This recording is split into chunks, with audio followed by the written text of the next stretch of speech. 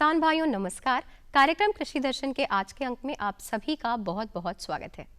कहते हैं समय बड़ा बलवान, और कृषि को ध्यान में रखते हुए आइए इसमें हम थोड़ा सा परिवर्तन लाते हैं और हम बोलते हैं कि मौसम बड़ा बलवान। जी हाँ किसान भाइयों, हम सभी जानते हैं कि मौसम का कृषि कार्यों पर कितना प्रभाव पड़ता है। यदि अच्छा मौसम है तो सोने पे सुहागा वाली बात हो जाती है, लेकिन यदि मौसम हमारी खेती किसानी के विपरीत है तो कहीं ना कहीं हानि की संभावनाएं भी बन जाती हैं।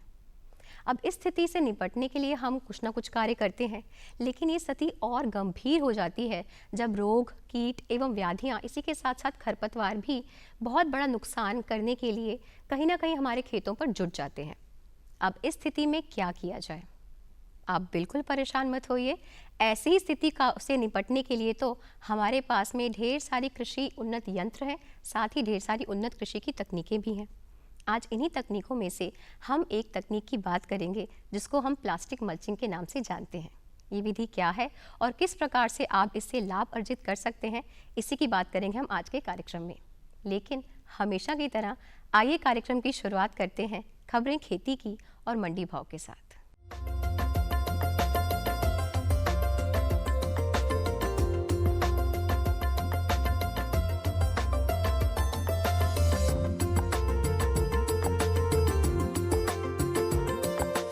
नमस्कार किसान भाइयों, खबरें खेती में आपका स्वागत है। आइए नजर डालते हैं आज की खास खबरों पर। किसानों को सहकारी बैंकों से जोड़ा जाएगा, चने को अंगमारी रोग से बचाएं, लाभकारी केंचुआ खाद, गेहूं फसल में ममनी रोग प्रबंधन और पाली हाउस में कद्दू वर्गीय सब्जियों की खेती। किसानों को सरकार की योजनाओं का अधिक से अधिक लाभ दिलवाने के लिए उन्हें सहकारी बैंकों और साख समितियों का सदस्य बनाया जाएगा। इसके लिए 26 जनवरी से 1 माह का घर वापसी अभियान चलाया जा रहा है। सहकारी राज्य मंत्री विश्वास सारंग प्रदेश में सहकारी आंदोलन को नई दिशा देने और मजबूत बनाने के लिए सितंबर माह में हुई सहकारी मंथन की सिफारिशों के क्रियान्वयन की समीक्षा कर रहे थे। बैठक में राज्य मंत्री सारंग ने बताया, सहकारी साख समितियों और बैंकों का सदस्य न होने के कारण किसानों को सरकार की कई योजनाओं का लाभ नहीं मिल पाता। 0% ब्याज पर ऋण और मूल ऋण में 10% की सब्सिडी का फायदा उसे नहीं मिलता है। इसलिए मंथन की सिफारिशों के आधार पर सरिस्ता अभियान चलाया जा रहा है। चने की फसल को अंगमारी रोग से अत्यधिक नुकसान होता है। यह बीमारी फूल और फलियां लगने के समय आती हैं। आरंभ में पत्तों पर बीमारी के धब्बे छोटे, गोल और बैंगनी रंग के होते हैं। अधिक आर्द्र मौसम में बढ़कर एक दूसरे के साथ जुड़ते हुए सारे पत्तों पर फैल जाते हैं और पत्तियां शीघ्र मुरझा जाती हैं। प्रभावित फूल मर जाते हैं। फलियों पर यह धब्बे गोलाकार और अनियमित रूप से बिखरे होते हैं। प्रभावित बीज सिकुड़ जाते हैं। अंगमारी रोग के आरंभिक लक्षण में कॉपर ऑक्सीक्लोराइड 50% WP या मैंकोजेब 75% WP की 2.5 ग्राम मात्रा प्रति लीटर पानी में मिलाकर छिड़काव करें। केंचुआ खाद एक जैविक खाद है। इसके उपयोग से मृदा के स्वास्थ्य में सुधार होता है एवं मृदा की उर्वरा शक्ति बढ़ती है, जिससे फसल उत्पादन में स्थिरता के साथ गुणात्मक सुधार होता है। मृदा की जैविक क्रियाओं में बढ़ोतरी होती है, जो भूमि में रहने वाले सूक्ष्म जीवों के लिए लाभदायक एवं उत्प्रेरक का कार्य करते हैं। वर्मी कंपोस्ट में उपस्थित सभी आवश्यक पोषक तत्व पौधों को आसानी से उपलब्ध हो जाते हैं, जिससे पौधों में रोगरोधी क्षमता भी बढ़ जाती है। कृषि उत्पादकता एवं निरंतरता बढ़ाने के लिए, मृदा की क्वालिटी सुधारने के लिए केंचुआ खाद बहुत उपयोगी है। वर्मी कंपोस्ट के प्रयोग से मृदा में जीवांश पदार्थ की वृद्धि होती है, जिससे मृदा संरचना, वायु संचार तथा जल धारण क्षमता बढ़ने के साथ साथ भूमि का उपयुक्त तापक्रम बनाए रखने में सहायक होती है। केंचुआ खाद में हामुस भरपूर मात्रा में होने से नाइट्रोजन, फास्फोरस, पोटास एवं अन्य सूक्ष्म तत्व पौधों को भरपूर मात्रा में व जल्दी उपलब्ध होते हैं। ममनी व टुंडू से गेहूं फसल को अत्यधिक नुकसान होता है। इन रोगों से ग्रसित पौधों के तने का आधार फूल जाता है। कुछ दिनों बाद पत्तियों पर झुर्रियां दिखाई देती हैं, पत्ते टेढ़े मेढ़े हो जाते हैं। ममनी, जिसे ईयर लोकोकल भी कहते हैं, इससे ग्रसित बालियां छोटी व मोटी हो जाती हैं व इनमें दानों के बजाय विकृत आकृतियां, जिन्हें गंगला या ममनी कहते हैं। टुंडू रोगों में पत्तों, तनों व बालियों पर पीले रंग का चिपचिपा पदार्थ दिखाई देता है। यह एक जीवाणु होता है जो सूत्रकृमि के साथ रहता है और उपयुक्त मौसम में तेजी से बढ़ता है। कद्दू वर्गीय सब्जियों की गर्मी के मौसम में खेती के लिए पाली हाउस सबसे उत्तम तकनीक है। जनवरी फरवरी माह में पाली हाउस बनाकर पौध तैयार कर लेते हैं। पौधे तैयार करने के लिए 15 से 10 सेंटीमीटर आकार की पॉलीथीन की थैलियों में एक एक के अनुपात में मिट्टी, बालू व गोबर की खाद भरकर जल निकास की व्यवस्था हेतु सूजे की सहायता से छेद कर लेते हैं।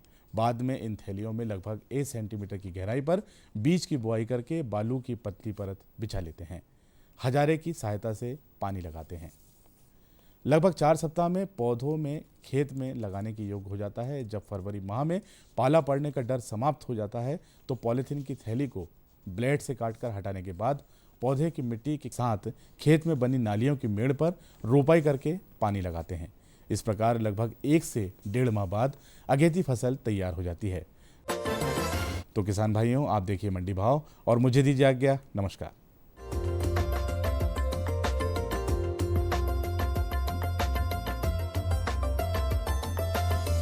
सरसों के भाव प्रति क्विंटल मंडियों में इस प्रकार रहे।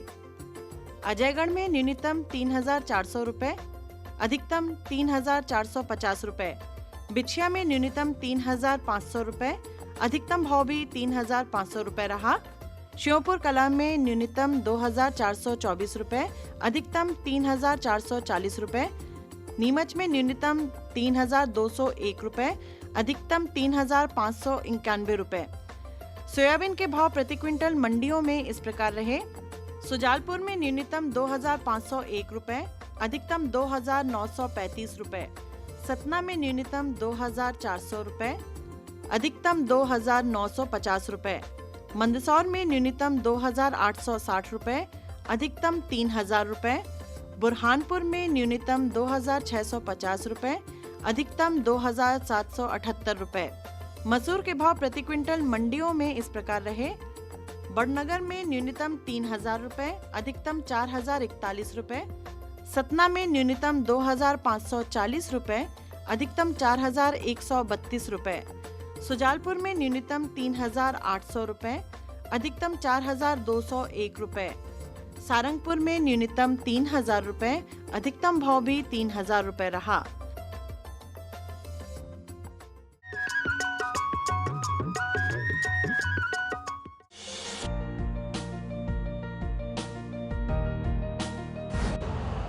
यूरिया का स्वदेशी उत्पादन 70 लाख टन बढ़ाने के लिए 6 उर्वरक संयंत्रों का उद्धार किया जा रहा है। FCIL के गोरखपुर, सिंदरी, तलचर और रामागुंडम संयंत्र, HFCL की बरौनी इकाई और BVFCL की नामरू फोर्थ। सोने पर सुहागा ये है कि देश में अब बनेगा सिर्फ नीम लेपित यूरिया, क्योंकि इससे होगा किसानों का फायदा ही फायदा। अनाज का उत्पादन 10% तक बढ़ेगा। बढ़ेगी 10 से 15% नाइट्रोजन क्षमता।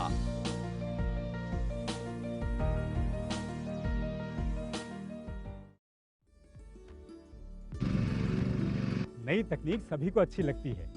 मैंने भी अपने खेत की तैयारी, बुआई, जुताई, गहाई वगैरह के लिए छोटी मशीनें अपनी जरूरत के हिसाब से खरीदी। मैंने अपने खेतों में मशीन का प्रयोग किया तो काम जल्दी और आसान हो गया। खेती में मशीनों के इस्तेमाल के बाद मुझे मिली भरपूर पैदावार और ज्यादा मुनाफा। छोटी मशीनें तो हमारी अपनी अपनी हैं, लेकिन बड़ी मशीनें हमने समूह बनाकर खरीदी। किसान भाइयों और बहनों, आप भी उन्नत मशीनों और उपकरणों की खरीद पर वित्तीय सहायता का लाभ उठाएं, अपनी आमदनी बढ़ाएं और खुशहाली पाएं।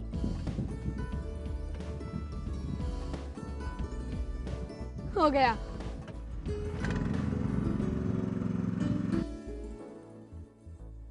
मैंने सोच लिया है, मैं तुझे कृषि का इंजीनियर ही बनाऊंगा।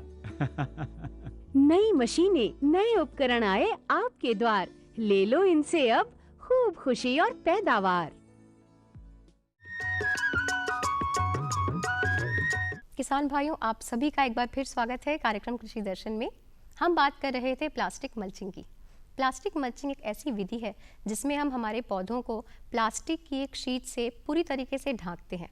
इससे हमें बहुत सारे लाभ होते हैं, जैसे कि मिट्टी में कहीं ना कहीं नमी बनी रहती है, कभी भी पानी अत्यधिक उसका बहाव नहीं होता है, ज़ाया नहीं जाता है, और इन सभी बातों के साथ साथ खरपतवार पर भी नियंत्रण होता है, जो बहुत आवश्यक है।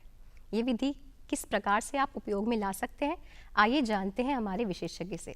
हमारे विशेषज्ञ हैं डॉक्टर विजय अग्रवाल। सबसे पहले हमको इसके लिए एक प्लास्टिक की आवश्यकता होती है। ये विशेष प्रकार की प्लास्टिक होती है जो कि परावैंगनी अवरोधी होती है।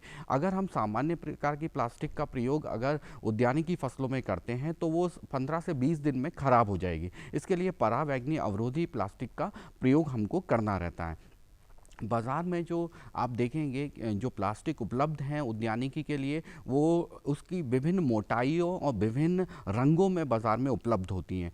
कौन सी फसल हमको लगानी है और कब लगानी है, इस आधार पर हमको जो फिल्म है, प्लास्टिक मल्च फिल्म है, उसका चयन करना पड़ता है। यदि किसान भाइयों, यदि हम सब्जियों की खेती करने में प्लास्टिक मल्च का प्रयोग करने जा रहे हैं तो इसके लिए हमको इसकी मोटाई जो रखनी रहेगी वो 25 से 30 माइक्रोन, यानी 25 माइक्रोन मतलब 100, इसमें गेज भी हम कह सकते हैं, इतनी मोटी हमको प्लास्टिक लेनी है। यदि हम बगीचे में प्लास्टिक मल्चिंग का प्रयोग करने जा रहे हैं तो ऐसे फलदार वृक्ष जिनकी आयु कम रहती है, जैसे पपीता हुआ या फिर हमारा केला होता है, इसमें हम 50 माइक्रोन मोटी प्लास्टिक का प्रयोग करते हैं। और जो बहुवर्षीय फलदार पौधे होते हैं जैसे आम हुआ, अमरूद, नींबू, मौसमी, इनमें 100 माइक्रोन या 100 माइक्रोन मोटाई वाली प्लास्टिक का फिल्म का उपयोग किया जाता है। किसान भाइयों, जो फिल्म का हम प्रयोग करते हैं, सामान्यतः पहले तो हम काले रंग की फिल्म का प्रयोग करते थे, लेकिन आज के समय में वैज्ञानिकों ने बहुत इस पर रिसर्च की और कई सारे नए रंगों के आधार पर भी फसल के हिसाब से इसका चुनाव सुनिश्चित किया है। यदि हम जैसे टमाटर की खेती करने जा रहे हैं तो इसके लिए जो लाल रंग की फिल्म जो होती है, जो ऊपर से लाल होती है और नीचे से काले रंग की फिल्म होती है, ऐसी 25 से 30 माइक्रोन मोटी अगर हम फिल्म लगाते हैं तो इससे टमाटर में जो फल आने की आता है या फूल आने का समय होता है वो जल्दी आता है, साथ ही साथ इसमें उत्पादन अधिक होता है। इसी प्रकार से किसान भाइयों, प्लास्टिक मल्चिंग का उपयोग रोग एवं कीट नियंत्रण में भी होता है। अगर हम मिर्च की फसल की बात करते हैं तो हमारे किसान भाइयों को सबसे बड़ी समस्या होती है कि इसमें रस चूसक कीटों का प्रकोप बहुत ज़्यादा होता है मिर्च की फसल में। इसके लिए पीले रंग की जो प्लास्टिक फिल्म होती है, जो ऊपर से पीला रंग होता है और नीचे से काले रंग की फिल्म होती है, इसका हम चुनाव करते हैं। इस प्रकार की फिल्म का चुनाव करने से जो सफ़ेद मक्खी का प्रकोप हमारी मिर्च की फसल पे होता है वो नहीं होता है। इसी के साथ साथ किसान भाइयों, अभी आने वाला जो समय है इसमें तरबूज और खरबूज का मध्य प्रदेश में काफ़ी क्षेत्रों में उत्पादन लिया जाता है। उसके लिए आप देखेंगे कि सिल्वर रंग की या चमकीली जो मल्च फिल्म है उसका प्रयोग करना बहुत ही उपयुक्त रहता है, क्योंकि आने वाले समय में, अभी गर्मियों का समय जब आएगा तो ज़मीन का तापमान बहुत ज़्यादा बढ़ेगा, लेकिन जब हम सिल्वर काले रंग की फिल्म का प्रयोग करेंगे तो इससे ज़मीन के जो जड़ वाला क्षेत्र है, पौधों की जड़ वाला क्षेत्र है, वहाँ का तापमान कम रहेगा। साथ ही साथ चमकीली फिल्म होने के कारण जो रस चूसक कीट होते हैं हमारी फसलों को नुकसान नहीं पहुँचाते हैं। इसके साथ साथ किसान भाइयों, हम और भी रंगों की, गर्मियों में अगर हम फसल उत्पादन करने जा रहे हैं तो इसमें हम सफ़ेद रंग की प्लास्टिक फिल्म का प्रयोग कर सकते हैं। किसान भाइयों, जो हम फिल्म लेते हैं इसमें इसको खेत में किस प्रकार से लगाना है इस बारे में भी हमको जानकारी होना चाहिए। सबसे पहले मैं बताना चाहूँगा कि हम 1 एकड़ में लगभग 4 से 5 रोल फिल्म के, जो कि 4 फीट चौड़ाई की फिल्म होती है, 4 से 5 रोल 10 से 12 किलो का जो रोल होता है उसकी हमें आवश्यकता होती है। सबसे पहले खेत को अच्छे से भुरभुरा कर लें। इसमें जब भी फिल्म बिछाते हैं तो इसमें जो खेत होता है उसमें बेड जो होते हैं वो उठे हुए बनाने चाहिए। हमको 60 से 80 सेंटीमीटर चौड़े उठे हुए बेड बनाकर इसके ऊपर जो 4 फीट वाली 1.2 मीटर चौड़ी जो फिल्म होती है उसको हम बिछाते हैं। फिल्मों का जो रंग, जैसा कि मैंने आपको पहले भी बताया, जो आप फसल लगा रहे हैं उसके हिसाब से हमको इसमें बिछाना है।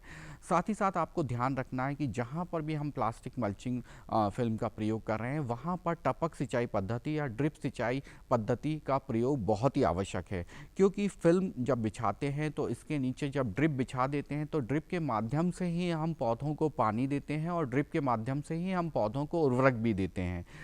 इसके बाद इसमें निश्चित दूरी, जो ड्रिप हमने बिछाई, इसके बाद हमको फिल्म बिछा देनी है। फिल्म को बिछाने के बाद दोनों तरफ से इसको हम फावड़े की सहायता से मिट्टी से दबा देते हैं। इसके बाद जो भी हम फसल लगा रहे हैं उसकी निश्चित दूरी पर, जैसे 30 से 45 सेंटीमीटर की दूरी पर हमको इसमें 3 से 4 इंच चौड़े इसमें छेद करने चाहिए।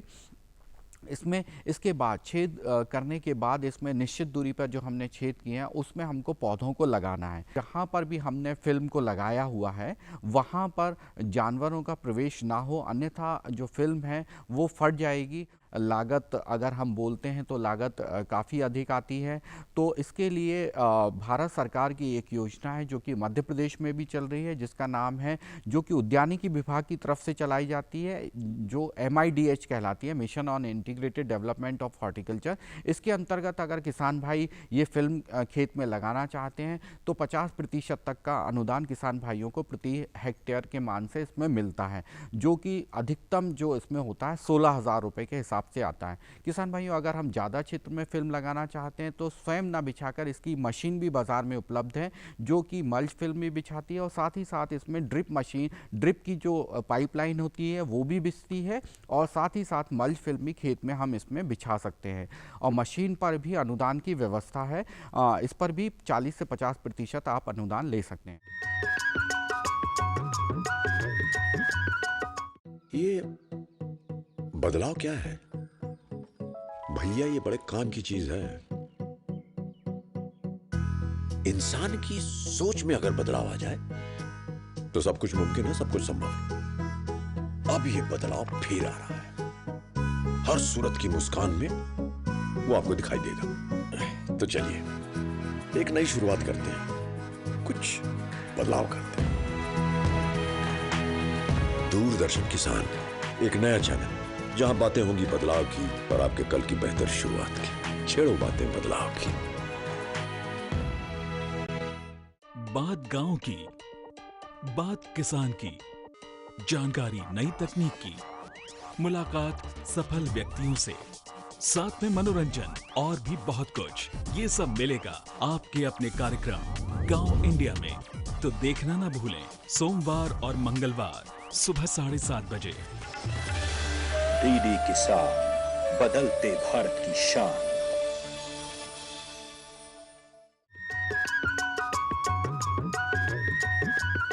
किसान भाइयों, आज हमने बात की कि किस प्रकार से आप प्लास्टिक मल्चिंग से अपने खेतों को और अच्छा और बेहतर बना सकते हैं, अच्छी उपज प्राप्त कर सकते हैं।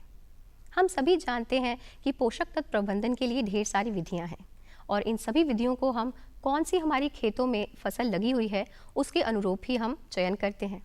आज इन्हीं विधियों में से हम एक विधि की बात करने जा रहे हैं। आज हम बात करेंगे कि किस प्रकार से फसलों में, सब्जियों में पोषक तत्व प्रबंधन के लिए पर्णी छिड़काव किया जाता है और इसके क्या क्या फ़ायदे हैं, आज हम जानेंगे। हमें जानकारी देंगे हमारे विशेषज्ञ संजीव डोडवाल जी। किसान भाइयों, जहाँ हम देखते हैं कि हम अपनी खेती में जहाँ उर्वरक डालने की बात आती है, खाद डालने की बात आती है, बोनी के वक्त इतना समय नहीं मिल पाता कि हम अनुशंसित पोषक तत्वों का उपयोग कर पाएँ। ऐसा भी हो जाता है कई बार कम ज़्यादा मात्रा में हम पोषक तत्वों का उपयोग करते हैं। तो ऐसी स्थिति में उस पोषक तत्व की पूर्ति हम खड़ी फसल में पर्णी छिड़काव के माध्यम से कर सकते हैं। तो ये भी है पर्णी छिड़काव का उपयोग करने का एक कारण। साथ साथ जहां हम देख रहे हैं मौसम में परिवर्तन जो होता है उसके कारण हम देखते हैं कि हमारी फसलों की वृद्धि प्रभावित होती है। जहां अधिक ठंड पड़ती है या एकदम टेम्परेचर गिरता है और कई बार ऐसा होता है कि हवा चल रही ठंडी या मौसम परिवर्तन होने पर गर्मी आती है। तो ऐसी स्थिति में पौधे ठीक से पोषक तत्व हमारे द्वारा पर्याप्त मात्रा में उपयोग करने पे भी ज़मीन से नहीं ले पाते। उस स्थिति में भी आवश्यकता होती है कि हम अपने खेतों में पोषक तत्व का उपयोग पर्णी छिड़काव के माध्यम से करें। अब किसान भाइयों, पर्णी छिड़काव अगर हम करते हैं तो इससे लाभ क्या क्या होता है? पर्णी छिड़काव के माध्यम से पोषक तत्व हमारी फसलों में देने से हमें सीधा लाभ है। जहाँ हमारी फसलों में पोषक तत्व की कमी है, हम खड़ी फसल में भी उन पोषक तत्व की पूर्ति पर्णी छिड़काव के माध्यम से कर सकते हैं। फसलों की यदि वृद्धि प्रभावित है, उस वृद्धि को बढ़ाया जा सकता है और साथ साथ उत्पादन को भी हम पर्णी छिड़काव के माध्यम से बढ़ा सकते हैं। साथ साथ अगर हम लागत की बात करें, इसमें बहुत ज़्यादा अधिक खर्चा नहीं होता, तो लागत भी हम सीमित रख सकते हैं। और साथ साथ इसके ये भी रहता है कि जहाँ मौसम परिवर्तन होता है वहाँ पे भी इस प्रकार से पर्णी छिड़काव करने पे फसलों में लाभ की स्थिति मिलती है हमें। जहाँ बात आती है इन पोषक तत्वों के पर्णी छिड़काव के लिए बाज़ार में कौन कौन से उर्वरक उपलब्ध हैं, तो इसमें अगर हम बात करें कि नाइट्रोजन, फास्फोरस, पोटाश जो मुख्य पोषक तत्व हैं, इसके लिए भी कई प्रकार के ग्रेड में पर्णी छिड़काव के लिए उर्वरकों की उपलब्धता है।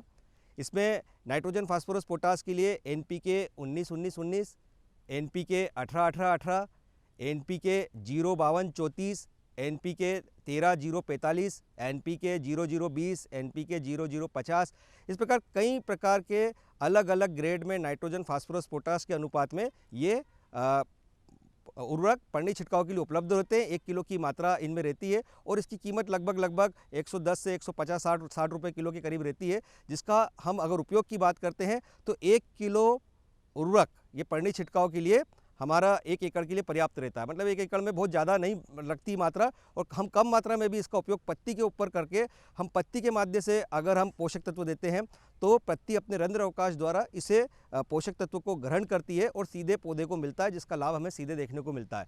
जहाँ इसमें बात आती है कि अलग अलग ग्रेड के पोषक तत्वों की उपलब्धता है इसमें नाइट्रोजन, फास्फोरस, पोटास की, ये अलग अलग ग्रेड के उपयोग की अगर हम बात करें फसलों की वृद्धि और आवश्यकता अनुसार या हमारे द्वारा जो उर्वरक दे चुके हैं उनके आधार पर हमें तय करना है कि किस वक्त हमें कौन से उर्वरकों का उपयोग करना है। साथ साथ इन मुख्य पोषक तत्वों के साथ साथ हमारे द्वितीय पोषक तत्व सल्फर की अगर हम बात करें, सल्फर के लिए भी पोषक तत्व पन्नी छिड़काव के रूप में उपयोग करने के लिए जो 80% वेटेबल पाउडर वाला सल्फर है उसका हम उपयोग कर सकते हैं।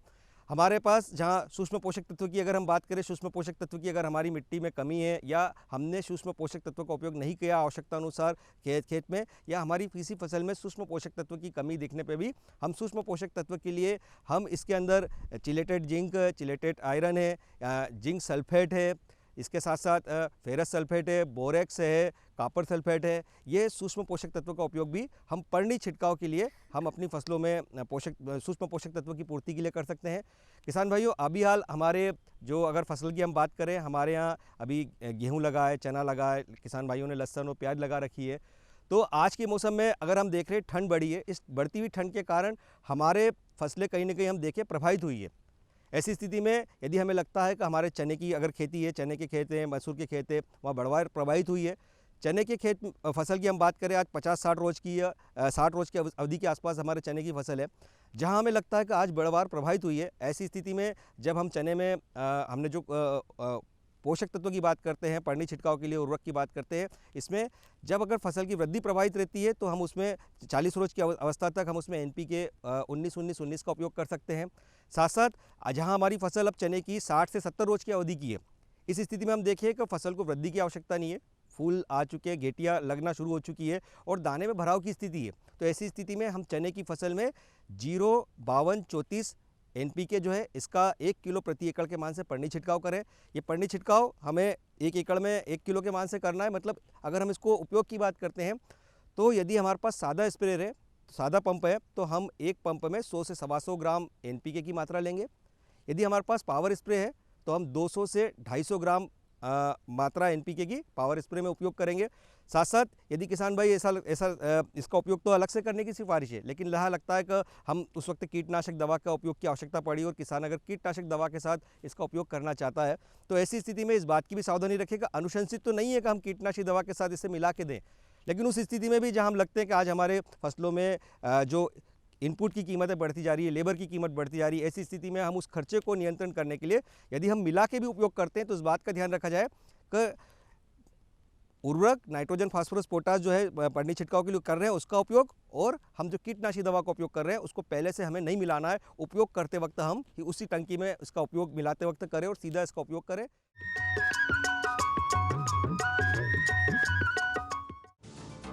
धरती पर अवतार बनकर जन्म लेते हैं कुछ ऐसे जांबाज, ये जज्बे और जुनून से खुद लिखते हैं अपनी तकदीर। ऐसे किसानों की गौरव गाथा देखिए कदमों में आसमां, हर गुरुवार रात 9:30 बजे DD किसान पर। DD किसान, बदलते भारत की शान। घर की चौखट से निकलकर जब भी कुछ अलग करने की ठानी, जज्बे और समझ से बदली खुद अपनी कहानी। चाहे हो पुरानी परंपरा को बचाना या फिर हो घर के खर्च को चलाना, चुनौतियों को पार कर जिंदगी में था आगे जाना। हर ग्रामीण महिला बनी मिसाल। देखिए इनके संघर्ष की दास्तान, सच होंगे सपने। हर शुक्रवार रात 9:30 बजे DD किसान पर। DD किसान, बदलते भारत की शान। गर्व भारत के विकास का,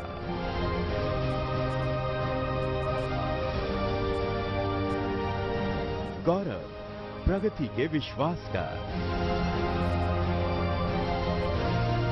चेहरा भारतीय किसान का, परचम भारत की शान का। डीडी किसान, बदलते भारत की शान।